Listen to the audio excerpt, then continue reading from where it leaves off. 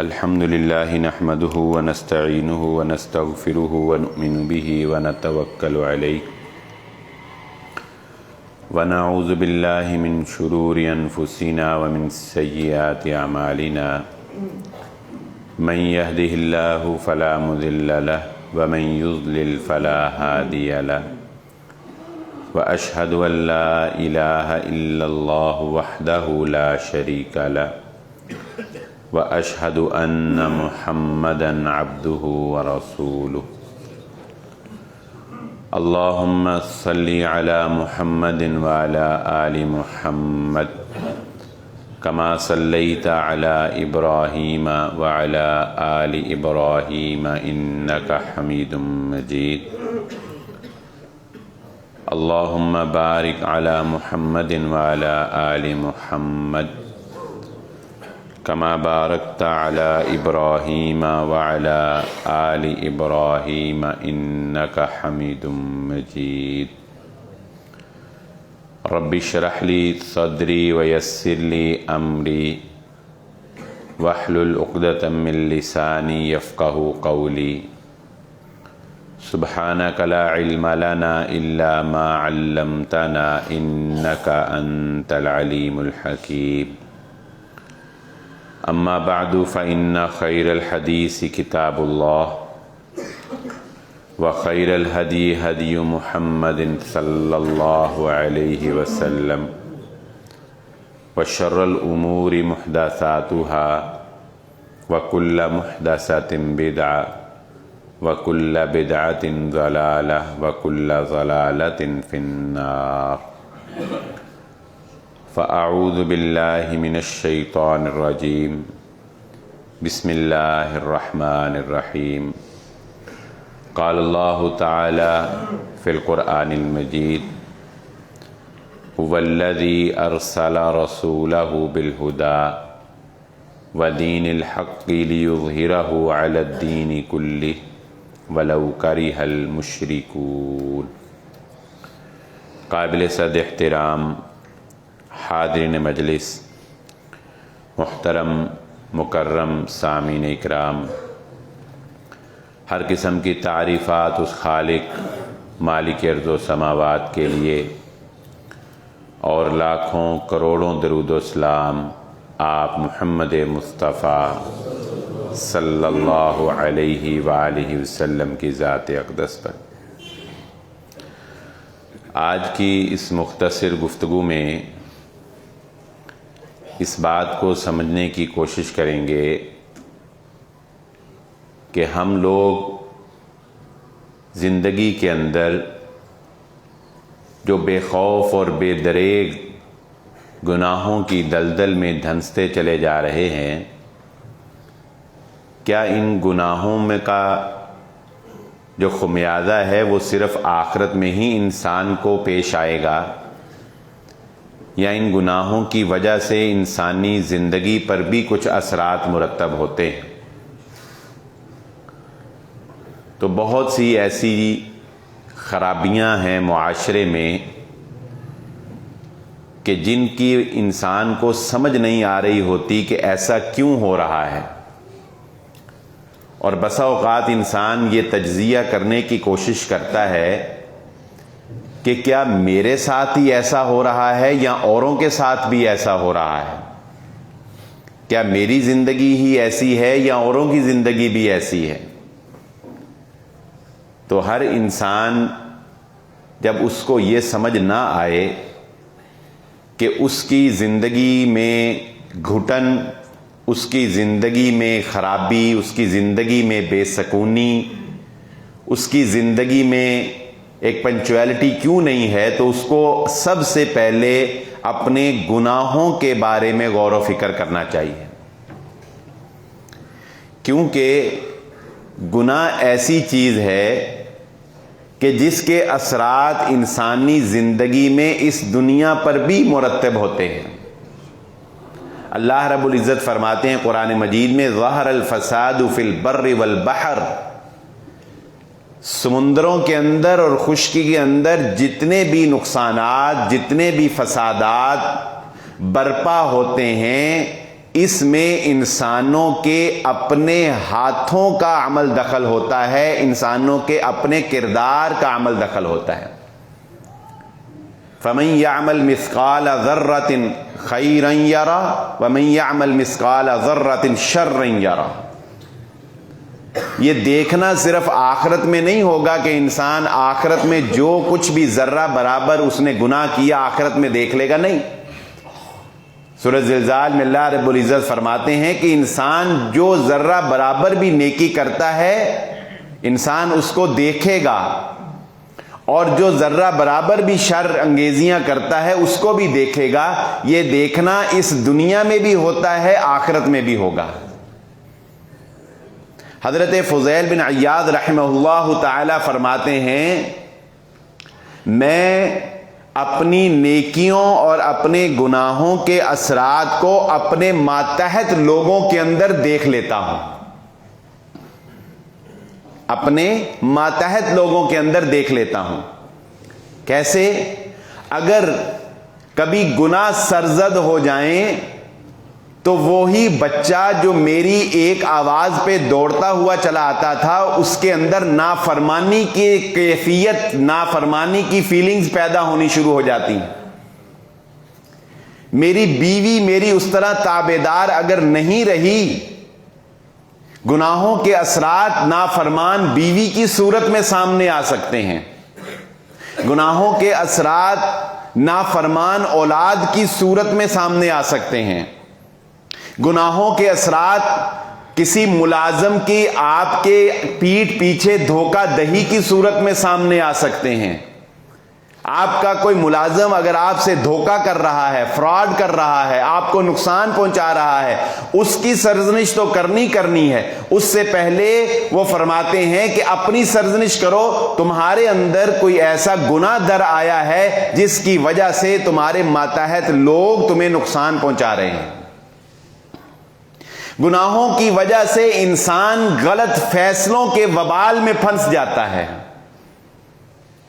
گناہوں کی وجہ سے انسان سے فیصلے غلط ہونا شروع ہو جاتے ہیں، کرتا انسان ہی ہے۔ اور آپ نے سنا ہوگا زبان زد عام بڑے بڑے سیانے اور سمجھدار لوگ بسا اوقات ایسا غلط فیصلہ کر بیٹھتے ہیں اور وہ کہتے ہیں کہ میں بیٹھ کر سوچتا ہوں تو مجھے یقین نہیں آتا کہ میں نے یہ فیصلہ کیسے کر لیا، میں کیسے مان گیا، میری عقل پہ پردہ پڑ گیا تھا۔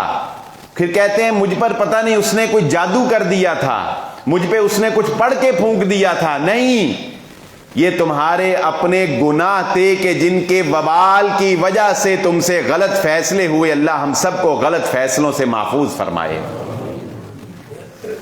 یہ گناہ ان کو معمولی نہ سمجھو، اور صرف یہ مت سمجھو کہ گناہ وہی ہے کہ کسی نے شراب پی لی، کسی نے زنا کر لیا، کسی نے سود کھا لیا۔ بڑے بڑے گناہوں کو صرف گناہ نہ سمجھو۔ رسول اللہ صلی اللہ علیہ وآلہ وسلم نے ارشاد فرمایا، جب کسی قوم کے اندر سر عام گناہ کیا جانے لگتا ہے، جب کسی قوم کے اندر گناہ سر عام ہو جاتا ہے، گناہ کا کوئی پردہ نہیں رہتا، گناہ کی کوئی اوٹ نہیں رہتی، گناہ کی کوئی شرم نہیں رہتی، تو اللہ رب العزت اس قوم کو بھوک کی شدت کے وبال میں پھنسا دیتا ہے، اس کو بھوک کی فکر لگ جاتی ہے۔ یہ مہنگائی کا دورہ اور بڑھتی ہوئی غربت، بڑھتی ہوئی انسانوں کے اندر زندگی کی مشقت، غور کرنا چاہیے کہیں ہم اعلانیہ گناہ تو نہیں کر رہے ہیں۔ پھر فرمایا اعلانیہ گناہ کی وجہ سے اللہ رب العزت اس گناہ کے وبال کے طور پر اس قوم کے اندر ایسی بیماریوں کو مسلط کر دیتا ہے جن بیماریوں کے بارے میں کبھی ان کے آباء و اجداد نے ان کا نام بھی نہیں سنا ہوتا۔ رسول اللہ صلی اللہ علیہ وسلم نے فرمایا، جس قوم کے اندر ناپ تول کی کمی کی بیماری، ناپ تول میں کمی کرنے کا گناہ در آتا ہے، اس قوم کی زندگیاں اللہ رب العزت مشقت اور مشکل بنا دیتا ہے، اور اس قوم پر اللہ رب العزت ظالم حکمران مسلط کر دیتا ہے۔ آپ اپنے بازار کے اندر جا کر دیکھیں، کیا آپ کو 2 نمبری کی لین دین میں اور پیمانے کے اندر 2 نمبریاں آپ کو سر عام اعلانیہ طور پر نظر نہیں آتی؟ کیا ہمارے بازاروں کے اندر چور سائز عام نہیں بک رہے، فروخت نہیں ہو رہے؟ کیا تانے بانے کے اندر بتایا کچھ جا رہا ہے، دیا کچھ جا رہا ہے؟ کیا یہ نہیں ہو رہا؟ کیا ہماری امبرائڈری کے اوپر سٹیچز کچھ اور ہیں، دکھائے کچھ اور جا رہے ہیں، بتائے کچھ اور جا رہے ہیں؟ کیا یہ نہیں ہو رہا؟ جس شعبے کو بھی آپ اٹھا کر دیکھ لیں، وہ لوہے کا ہو، وہ لکڑی کا ہو، وہ کپڑے کا ہو، وہ پھلوں کا ہو، وہ سبزیوں کا ہو، وہ دالوں کا ہو، جس شعبے کو بھی آپ اٹھا کر دیکھ لیں، ہر شعبے کے اندر آپ کو یہ بات نظر آئے گی کہ اس کے اندر ہمیں اتنی کمی کرنی پڑتی ہے، یہ چور سائز ہے، اس میں 1 سوتر، اس میں 2 سوتر، اس میں اتنا، اس میں اتنا، جو لکھا ہے، جو کہا ہے وہ نہیں ہے۔ تو بتائیے پھر ہمارے اوپر کیا ظالم حکمران مسلط نہیں ہوں گے؟ تو سب سے پہلے کسی بھی وبال کی صورت میں، کسی بھی گناہ کے اثرات کی صورت میں انسان کو سب سے پہلے یہ تجزیہ کرنا چاہیے کہ اس کا اپنا کردار کیا ہے۔ گناہوں کے وبال میں سے ایک وبال جانتے ہیں کیا ہوتا ہے انسان کی زندگی میں؟ لوگ اس سے نفرت کرنا شروع کر دیتے ہیں، لوگوں کو وہ گناہگار انسان برا لگنے لگ جاتا ہے۔ اگر کوئی اس کے پاس بیٹھتا بھی ہے تو تنگ دلی کی نیت سے بیٹھتا ہے، کوفت محسوس کرتا ہے، اور جان چھڑاتے ہیں لوگ اس سے۔ اس کے پاس بیٹھ کر لوگوں کو سکون نہیں ملتا، لوگ کسی وجہ سے اس کے روب، اس کے شر یا کسی اور مفاد کی وجہ سے اس کے پاس ملتے ہیں، لوگوں کے دلوں کے اندر اس کی نفرت پیدا کر دی جاتی ہے۔ رسول اللہ صلی اللہ علیہ وآلہ وسلم نے فرمایا، جب کسی انسان سے اللہ رب العزت محبت کرتا ہے تو اللہ تعالیٰ فرشتوں کو کہتا ہے، اے میرے فرشتوں، میں فلاں بندے سے محبت کرتا ہوں، سارے فرشتے بھی اس سے محبت کرنے لگ جاتے ہیں۔ پھر اللہ تعالیٰ حضرت جبرائیل علیہ السلام کو فرماتے ہیں، جبرائیل ذرا دنیا کی طرف اعلان کر دو کہ میں اس فلاں بندے سے محبت کرتا ہوں۔ حضرت جبرائیل علیہ السلام اعلان فرماتے ہیں تو ساری دنیا کے لوگوں کے دلوں کے اندر جو اچھے دل ہیں، جو نیک دل ہیں، اللہ رب العزت اعلان کرتے ہیں حضرت جبرائیل علیہ السلام کے ذریعے سے، تو فرمایا رسول اللہ صلی اللہ علیہ وسلم نے، لوگ بھی اس نیک انسان سے محبت کرنے لگ جاتے ہیں۔ اور جب کسی کے گناہوں کی وجہ سے اللہ اس سے نفرت کرتا ہے تو اللہ تعالیٰ فرشتوں کو کہتے ہیں، میرے فرشتوں، فلاں بندہ اس سے میں نفرت کرتا ہوں۔ فرشتے بھی اس سے نفرت کرنے لگ جاتے ہیں، اور حضرت جبرائیل علیہ السلام اعلان کرتے ہیں، لوگوں، فلاں بندہ جو ہے اللہ رب العزت اس سے نفرت کرتا ہے، اللہ رب العزت اس سے نفرت کرتا ہے۔ لوگوں کے دلوں کے اندر بھی اس شخص کی نفرت پیدا ہو جاتی ہے۔ یہ گناہوں کا وبال ہوتا ہے، یہ گناہوں کے اثرات ہوتے ہیں۔ اگرچہ منہ کے اوپر لوگ اس کو خوش کرنے کے لیے یا اس کے شر سے بچنے کے لیے بھلے کہتے رہیں کہ آپ کی کیا بات ہے، آپ نے فلاں کام کر دیا، آپ نے فلاں تیر مار دیا، ماشاءاللہ سبحان اللہ، لیکن جیسے ہی اوٹ میں جائیں گے تو لوگ کہیں گے کہ شکر ہے اس سے جان چھوٹی، یہ ہے ہی برا، یہ ایسے ہے، یہ ویسے ہے۔ لوگوں کو اس کے پاس بیٹھ کر راحت اور سکون اور اطمینان قلب نہیں ملتا۔ یہ انسان کے گناہوں کا وبال ہے۔ یہی کافی نہیں ہے، حتیٰ کہ جب انسان اتنا گناہگار ہو جاتا ہے کہ اس کے گناہوں کی وجہ سے زمین بھی تنگ پڑ جاتی ہے، جس گھر میں وہ رہتا ہے وہ گھر بھی اس سے تنگ پڑ جاتا ہے، جس درخت کے سائے میں وہ چلتا ہے وہ سایہ بھی اس سے تنگ پڑ جاتا ہے، جن چرند اور پرند کے ساتھ وہ گزرتا ہے وہ چرند اور پرند بھی تنگ پڑ جاتے ہیں۔ حتیٰ کہ رسول اللہ صلی اللہ علیہ وآلہ وسلم نے فرمایا، جب یہ بدترین انسان مر جاتا ہے اور زمین کے نیچے چلا جاتا ہے تو وہ زمین بھی کہتی ہے، یا اللہ تیرا شکر ہے یہ دھرتی پہ بوجھ تھا، یہ یہاں سے اٹھا دیا گیا۔ درخت بھی کہتے ہیں، اللہ تیرا شکر ہے کہ یہ گناہگار، یہ بد انسان یہاں سے چلا گیا، اور چرند پرند بھی اللہ کا شکر ادا کرتے ہیں۔ یعنی گناہگار انسان تو اس دھرتی کے اوپر بوجھ ہے، گناہگار انسان چرند پرند کے اوپر اور درخت شجر حجر کے اوپر بوجھ ہے۔ یہ گناہوں کا وبال ہی ہے کہ سب سے پہلے انسان اس گناہوں کی وجہ سے، سب سے پہلے انسان اس گناہ کی وجہ سے اللہ رب العزت اس گناہگار انسان کے اوپر یہ وبال طاری کر دیتے ہیں کہ وہ گناہگار انسان اپنے گناہوں کی وجہ سے گناہوں میں خوش ہونے لگ جاتا ہے۔ جو بندہ ایک دفعہ گناہ ہوا توبہ نہیں کرتا، معافی نہیں مانگتا، پلٹ کر نہیں آتا، اللہ رب العزت اس کو بطور سزا، رسول اللہ صلی اللہ علیہ وسلم نے فرمایا دل پر ایک دھبا لگتا ہے، 2 دھبے لگتے ہیں، توبہ نہیں کی، حتیٰ کہ دل اتنا سیاہ ہو جاتا ہے، پھر انسان گناہ کرتا ہے اور اس کو گناہ کا احساس نہیں رہتا۔ گناہوں کا یہ وبال ہے کہ آپ کے اندر سے احساس گناہ ختم ہو جاتا ہے۔ دوسری چیز اس کے بعد جو حاصل ہوتی ہے، سب سے پہلے کہ گناہوں کی کثرت کی وجہ سے آپ کے اندر احساس گناہ ختم ہو جائے، آپ گناہ کریں اور آپ کو شرمندگی محسوس نہ ہو، آپ گناہ کریں اور آپ کو رکاوٹ محسوس نہ ہو۔ دوسرا وبال کیا ہوتا ہے جو رسول اللہ صلی اللہ علیہ وآلہ وسلم نے ارشاد فرمایا؟ دوسرا وبال یہ ہوتا ہے کہ ایسا گناہوں کے اندر پختہ انسان پھر اپنے گناہوں پر فخر کرنے لگ جاتا ہے، اور جب وہ اپنے گناہوں پر فخر کرنے لگ جاتا ہے پھر اللہ رب العزت فرماتے ہیں میں ہر بندے کو معاف کر سکتا ہوں مگر میں اس کو معاف نہیں کروں گا۔ اللہ کی معافی سے انسان محروم ہو جاتا ہے، جو گناہوں کی دلدل میں اتنا پھنس جاتا ہے کہ گناہوں پر فخر کرنے لگ جائے، جن کو رسول اللہ صلی اللہ علیہ وآلہ وسلم نے مجاہرین قرار دیا ہے۔ آپ نے فرمایا میری ساری امت کے لیے اللہ کی بخشش ہے الا المجاہرین، سوائے مجاہرین کے لیے، مجاہرین کو اللہ معاف نہیں کرے گا۔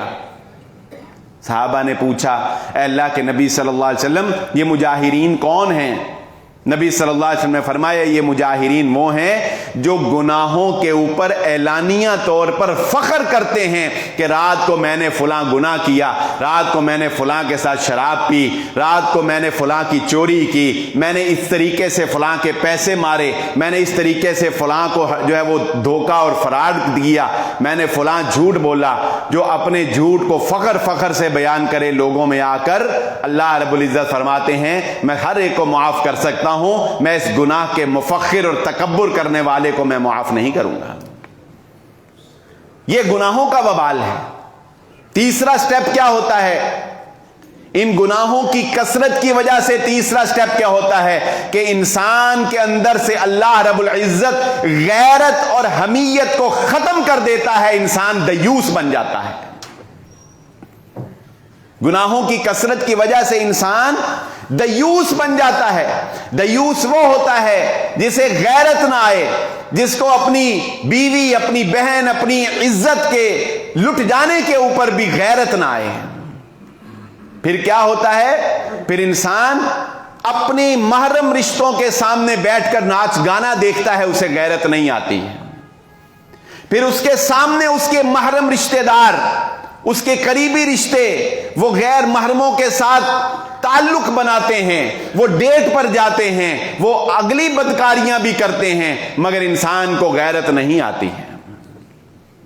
یہ گناہوں کا ایک بہت بڑا وبال ہوتا ہے کہ انسان کے اندر سے اللہ رب العزت غیرت کو ختم کر دے، دینی حمیت کو ختم کر دے، انسان کے اندر دیوسیت جو ہے وہ پروان چڑھ جائے۔ اور دیوس وہ نافرمان ہوتا ہے کہ جو قیامت والے دن اللہ رب العزت کی رحمت سے اتنا محروم ہوگا کہ اللہ رب العزت اس کو دیکھنا بھی گوارا نہیں کریں گے۔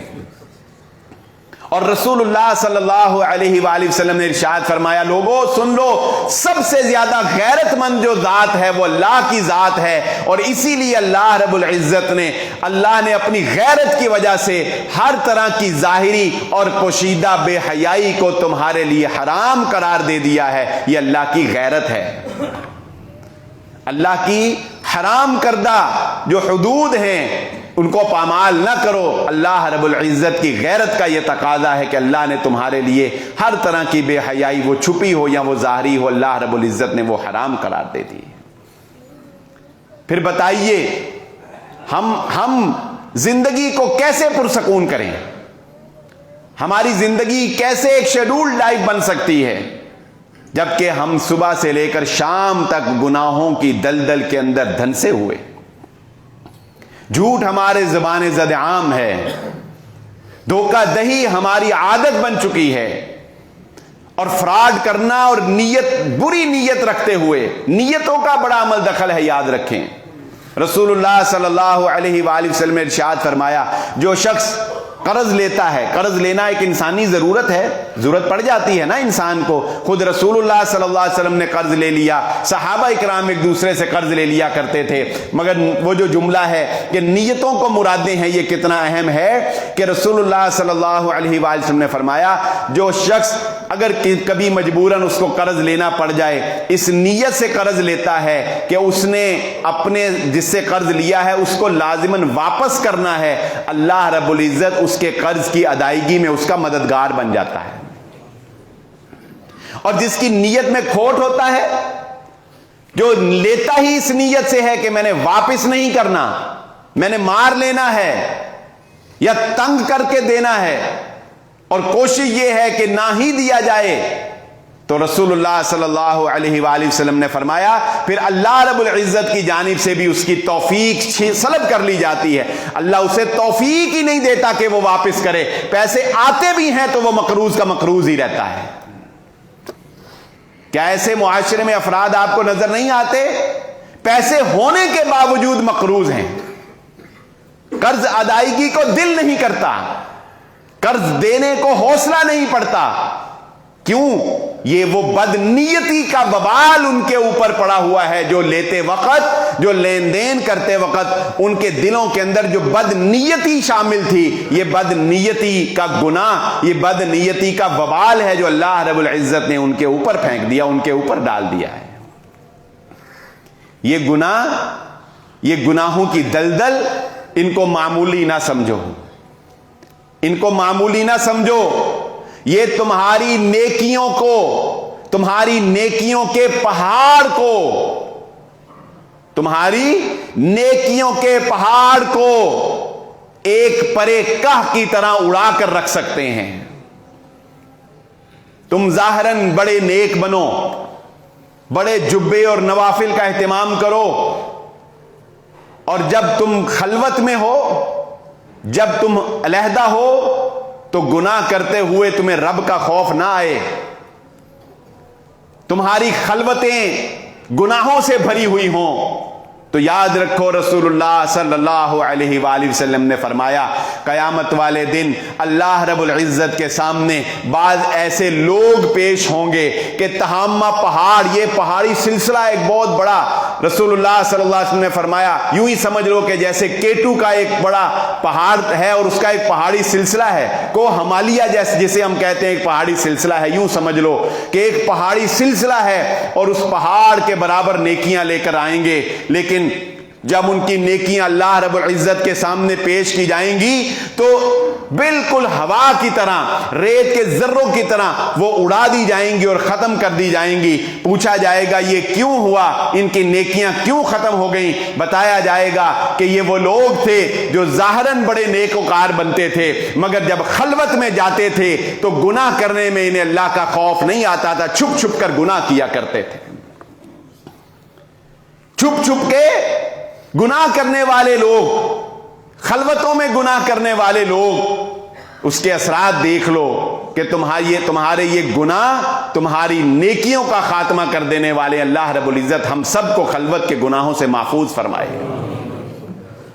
حضرت عبداللہ بن مسعود رضی اللہ تعالیٰ عنہ کا قول ہے, وہ فرماتے ہیں اگر انسان نے اپنے دل کو جانچنا ہو کہ اس کے دل کی کیفیت کیا ہے, اس کا دل گناہوں سے لبریز ہے یا اس کا دل نیکیوں کے اوپر جٹا ہوا ہے, تو اسے دیکھنا چاہیے کہ جب وہ تنہا بیٹھتا ہے تو اس کو سوچ کیا آتی ہے, وہ کیا سوچتا ہے. اگر تنہائی میں وہ یہ سوچتا ہے کہ اگلا فراڈ کیسے کرنا ہے اور اگلا گناہ کیسے کرنا ہے اور اگلی دنیا کیسے کمانی ہے, تو اسے فکر کرنے کی ضرورت ہے. اس کا دل اللہ کی طرف نہیں ہے, اس کا دل دنیا کی طرف, گناہوں کی طرف ہے. اگر تنہائی میں بیٹھ کے گناہ کی پلاننگ ہو رہی ہے, اگر تنہائی میں بیٹھ کے فراڈ کی پلاننگ ہو رہی ہے, تو تمہارا دل اللہ سے دور ہے. اور اگر تنہائی میں بیٹھ کر تمہیں اللہ یاد آتا ہے، تنہائی میں بیٹھ کے تمہیں فکر ہوتی ہے کل کو مر جاؤں گا کیا بنے گا، تنہائی میں بیٹھ کے سوچتے ہو جو زندگی گزار دی کیا بنے گا، تنہائی میں بیٹھ کر سوچتے ہو کاش کسی طرح اللہ مجھے جنت عطا کر دے، اگر تمہاری تنہائیاں، تمہاری خلوتیں اللہ کو یاد کرتی ہیں تو پھر اطمینان والی بات ہے کہ تمہارے اندر ابھی خیر موجود ہے، تمہارے اندر ابھی خیر موجود ہے۔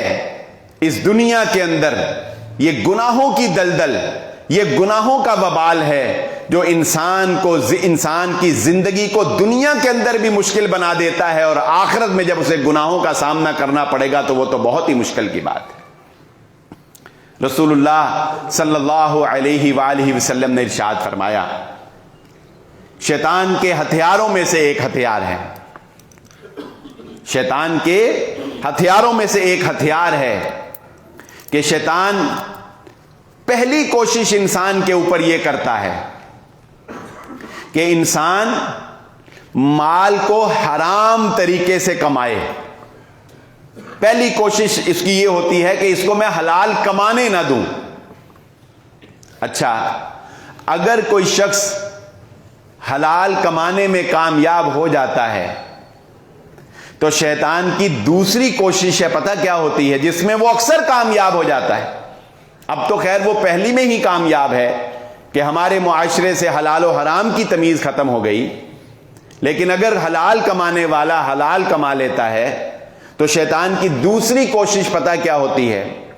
دوسری کوشش اس کی رسول اللہ صلی اللہ علیہ وسلم نے فرمایا یہ ہوتی ہے کہ کما تو اس نے حلال لیا ہے لیکن اب اس کا خرچ جو ہے وہ حرام کے اوپر کروا دوں، کسی ایسے کام پہ اس کا پیسہ لگوا دوں جس میں اس کو نہ دنیا کا کوئی فائدہ ہو نہ آخرت کا کوئی فائدہ ہو، اس کے پیسے کو ضائع کروا دوں، اسراف اور فضول خرچی کے اندر لگوا دوں۔ دوسری کوشش انسان کی یہ ہوتی ہے اور شیطان کی یہ ہوتی ہے کہ انسان کے اوپر اس طریقے سے حملہ آور ہو جائے۔ اور تیسری کوشش شیطان کی یہ ہوتی ہے کہ اگر وہ خرچ بھی ٹھیک طریقے سے کرتا ہے، ایک انسان کماتا بھی ٹھیک ہے اور خرچ بھی ٹھیک طریقے سے کرتا ہے، تو تیسری کوشش شیطان کی یہ ہوتی ہے کہ اس انسان کو دنیا کی محبت اور دنیا کی تگودو کے اندر اتنا مصروف کر دے کہ بس وہ کمانے اور خرچ کرنے پر ہی لگا رہے، اللہ سے غافل ہو جائے۔ اس کا زندگی کا مقصد ہی یہ بن جائے کہ کمانا ہے اور خرچ کرنا ہے، نہ اس کو نماز کی فکر ہو، نہ اس کو روزے کی فکر ہو، نہ اس کو حج کی فکر ہو، نہ اس کو زکوٰۃ کی فکر ہو، کسی چیز کی اس کو فکر نہ رہے، بس کمانے کے اوپر لگ جائے۔ اور رسول اللہ صلی اللہ علیہ وآلہ وسلم نے ارشاد فرمایا، جب کوئی بندہ اس دلدل کے اندر پھنس جاتا ہے، یہ بھی ایک قسم کی دلدل ہے، جب کوئی بندہ اس طرح کی دلدل میں پھنس جاتا ہے تو پھر اللہ رب العزت اس کو زندگی کے اندر اتنا محو کر دیتا ہے، یہ اللہ رب العزت کا ایک وبال اس کے اوپر پڑتا ہے دنیا کے اندر کہ اللہ دنیا کی تگ و دو کے اندر اس کو اتنا محو کر دیتا ہے کہ اللہ کہتا ہے اب ہم تجھے اپنے لیے وقت نکالنے دیں گے ہی نہیں، تو دنیا کو ہی کمائے گا، دنیا کو ہی جیتے گا، دنیا ہی ملے گی تجھے۔ یہ گناہوں کا وبال ہے انسان کے اوپر کہ انسان دنیا کمانے کی تگ و دو میں اتنا محو ہو جائے کہ اس کے لیے اللہ کے پاس جانے کے لیے، اللہ کے ساتھ ملاقات کرنے کے لیے، مسجد میں آنے کے لیے اس کے پاس وقت نہ بچے۔ تو ایسے لوگ آپ کو نظر آئیں گے۔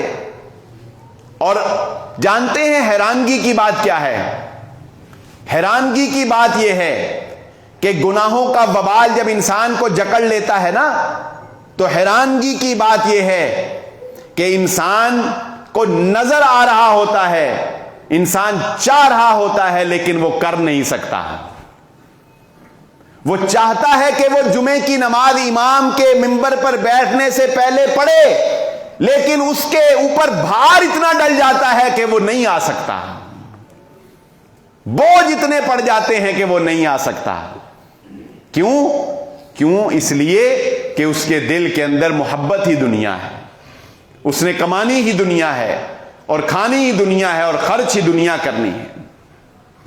اسی لیے رسول اللہ صلی اللہ علیہ وآلہ وسلم نے ارشاد فرمایا تھا، آپ صلی اللہ علیہ وآلہ وسلم صحابہ اکرام کے ساتھ تشریف فرما تھے. آپ نے فرش کے اوپر، زمین کے اوپر ایسے ایک باکس ایسے بنایا، ایک ڈبہ ایسے، اس کے اندر چھوٹی چھوٹی لائنیں لگائیں اور ایک لائن ایسے درمیان سے شروع کی، بڑی سی، جو اس باکس کو کراس کر کے باہر چلی گئی.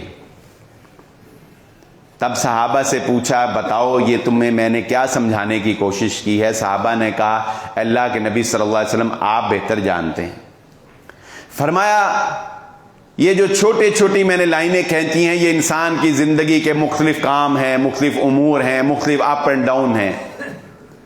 یہ جو باکس میں نے بنایا ہے، یہ سمجھ لو کہ یہ انسانی زندگی کا ڈبہ ہے، یہ انسانی زندگی کا باکس ہے، چار دیواری ہے.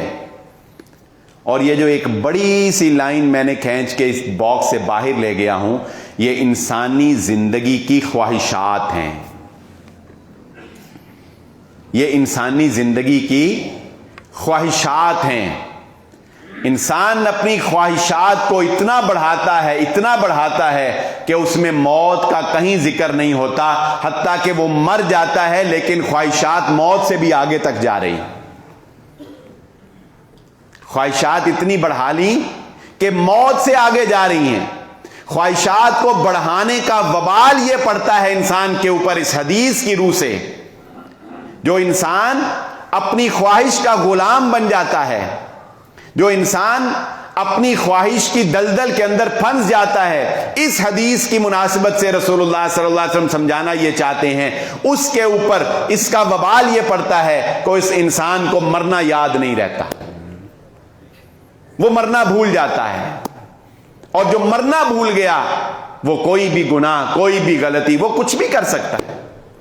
جسے مرنا یاد نہیں ہے، جسے یہ یاد نہیں ہے کہ میں نے ایک دن اللہ کے روبرو حاضر ہونا ہے، جسے یہ یاد نہیں ہے کہ میں نے ایک دن اللہ رب العزت کے سامنے پیش ہونا ہے، یہ گناہوں کی دلدل آخرت میں انسان کو مفلس بنا دیتی ہے. ایک آخری حدیث سن کے بات کو ختم کرتے ہیں. دنیا کے وبال ہم نے سنے.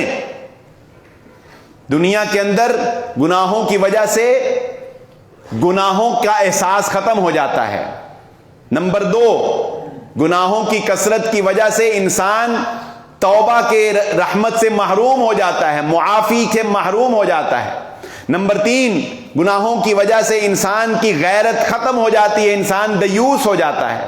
نمبر 4، گناہوں کی وجہ سے انسان کے ماتحت لوگ انسان کے نافرمان ہو جاتے ہیں.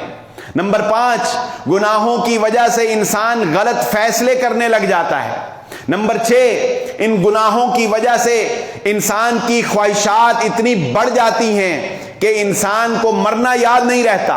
نمبر 7، ان گناہوں کی وجہ سے انسان دنیا کی محبت کے اندر اتنا زیادہ گرفتار ہو جاتا ہے کہ اسے اللہ کے لیے وقت نکالنا مشکل ہو جاتا ہے، اس کے پاس وقت نہیں رہتا. یہ سب گناہوں کے وبال ہیں. نمبر 8، گناہوں کا ایک وبال آخرت میں یہ بھی ہے کہ جس انسان کی خلوتیں گناہ سے بھری ہوئی ہیں، جو ظاہراً بڑا اچھا ہے لیکن تنہائیوں میں گناہ کرتا ہے، اس کی نیکیوں کے پہاڑ قیامت والے دن ریت کے گاروں کی طرح، ریت کے ذروں کی طرح اڑا کر ختم کر دیے جائے. یہ گناہوں کے وبال ہیں جو آج ہم نے سنے. اللہ ہم سب کو ان سے محفوظ فرمائے. اور ایک آخری بات سن لیں، یہ بڑی مشہور حدیث ہے کہ قیامت کا دن ہوگا، ایک شخص آئے گا اور نیکیوں کے اس کے پاس انبار لگے ہوئے ہوں گے. جیسا کہ رسول اللہ صلی اللہ علیہ وسلم نے صحابہ سے پوچھا تھا، میری صحابہ بتاؤ میری امت کا غریب بندہ کون ہے؟ مفلس صحیح سمجھ نہیں آتی، لفظ مفلس ہے لیکن ہمیں مفلس سے صحیح سمجھ نہیں آتی. غریب کون ہے؟ نبی صلی اللہ علیہ وسلم نے پوچھا غریب کون ہے؟